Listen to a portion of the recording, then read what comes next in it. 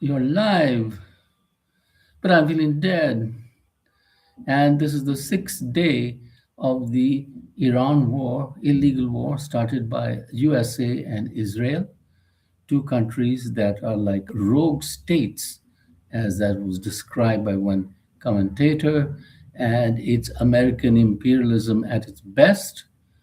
And back home in the USA, a lot of American people, I believe 70% or 75%, don't want to go to war with Iran.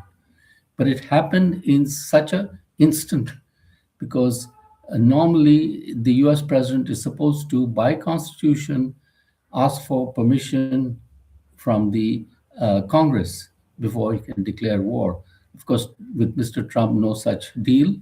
His deal is that he's king of the world, so he went straight to war.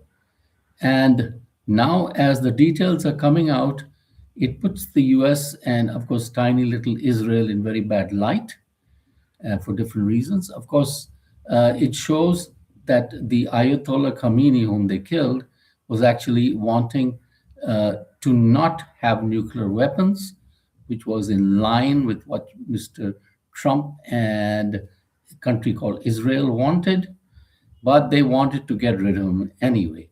So it's called a regime change with bombs, and that's what they achieved. But now what has happened is quite different. It is a government that is wanting to fight back tooth and nail because it considers this to be an illegal war. And unfortunately, I would have to agree because I have to be on the side of truth, like any good Indian. And a unilateral attack on one country doesn't suddenly make it right. Witness a country called Ukraine, which has been having a war for now, I guess it's the fifth year. A unilateral attack by Russia, which was illegal. They grabbed Crimea, and I think it started in 2014, if I'm not correct. So the Russians, in spite of losing a lot of people now, uh, and according to the Finnish president, Mr. Stubb, they're losing 90,000 soldiers for each meter or something that they can manage to grab onto. A very costly deal indeed for them. It's worked out. And Ukraine, of course, is getting stronger and stronger and stronger. And the same is the case with Iran now. Iran has widened the scope of the war and it has gone and attacked all the Gulf nations in the area because they were complicit in siding with Mr. Trump and agreeing to the invasion of Iran or bombing of Iran.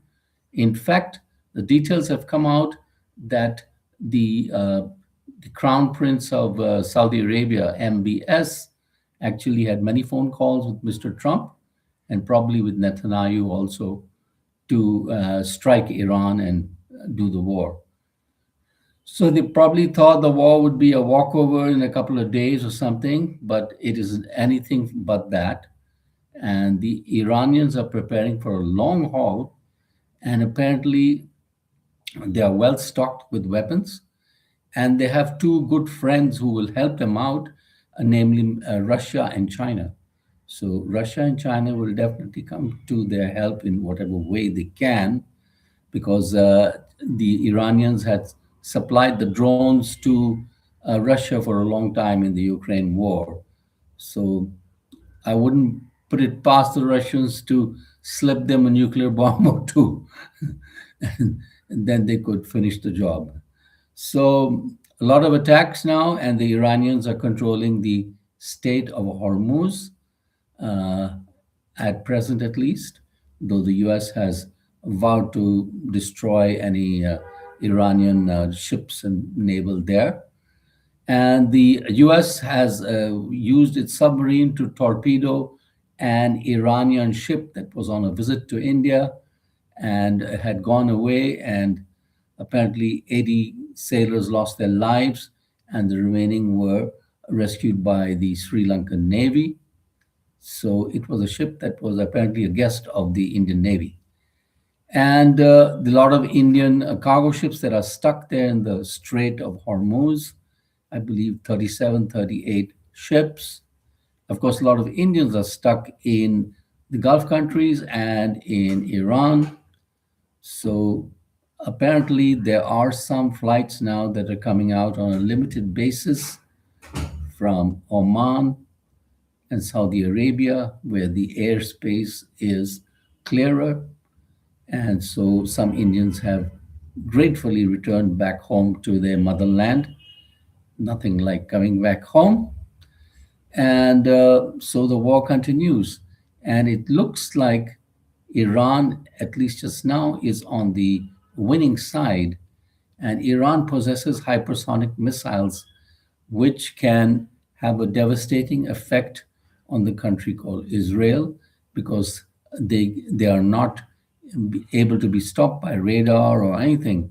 And Iran has also successfully destroyed a lot of American radar facilities in the Gulf Coast nations. And apparently, according to an American commentator, they have caused billions of damage to those infrastructure facilities in the Gulf nations there where American military installations are based. We're talking Kuwait, Bahrain, Oman, Qatar, Saudi Arabia. And so that is the price they're going to have to pay for aiding and abetting America and Israel to carry out this illegal invasion. Mr. Netanyahu of Israel is a war criminal who's already caused massive genocide of Palestinians, 100,000 plus. So actually, he should be in jail or tried as a war criminal for sure. It's disgusting the amount of unnecessary and illegal deaths that he has caused. And even now, just now, 160 school children died in Iran due to a missile attack from the Israelis. And of course, the Israelis pretend not to know. So that is where we are headed, and we will see. Iran, of course, has said it's right to talk peace and stop the nuclear enrichment, etc. But it knows who its friends are and who its enemies are, which is practically all of West Asia, because West Asia is very scared of them with the proxy militant groups that they have, the Hezbollah, the Houthis, etc. And well, what can a country do when they want to live their own style of life, so to speak? And while it is true that Ayatollah Khamenei was a very conservative leader and he did harm a lot of the Iranian people, I mean, the young Iran was shouting for freedom, and I believe 6,000 or 7,000 people have been killed. Officially, it could be much more. And but that is the way it happens when you're under a dictatorship. There's so many dictatorships across the world. Are we going to bomb each of them? I don't know. But I think the Iran war background is also because Iran has a lot of oil and a lot of minerals and other stuff. So Mr. Trump is always thinking money. And that was the result of the Venezuelan invasion, where he kidnapped the Venezuelan dictator, Mr. Maduro. It's more to get his hands, his greedy, grabby hands on what that does not belong to him, because that is his basic life story. Not to grab as much as I can. And of course, there are commentators there in USA who say that he has done this war to avoid being prosecuted in the Epstein files. But I think sooner or later, the Epstein files are going to catch up with him as they have caught up with all the other people, the high and mighty, who at least at present are being protected by his Department of Justice.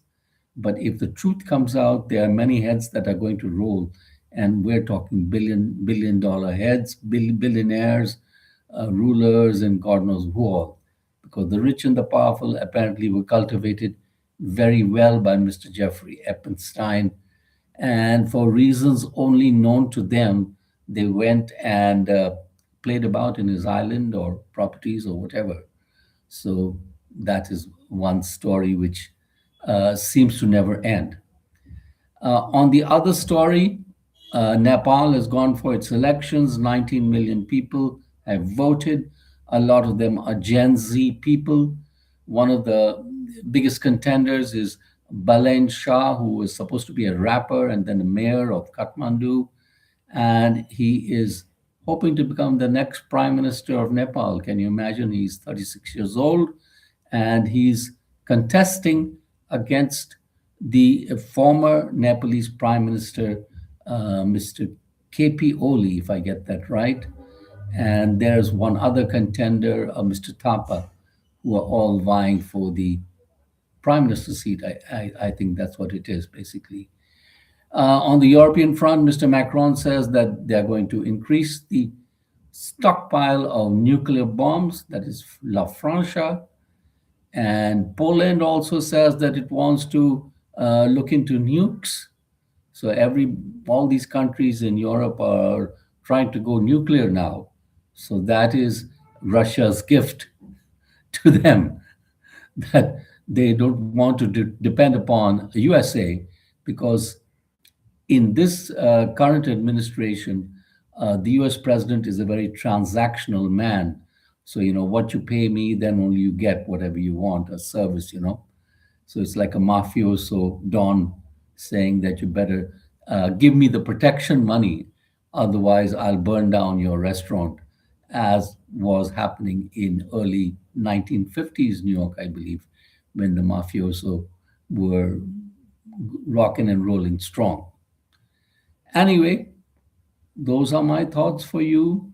Subscribe by the billion. This is today's noise, and we see you later.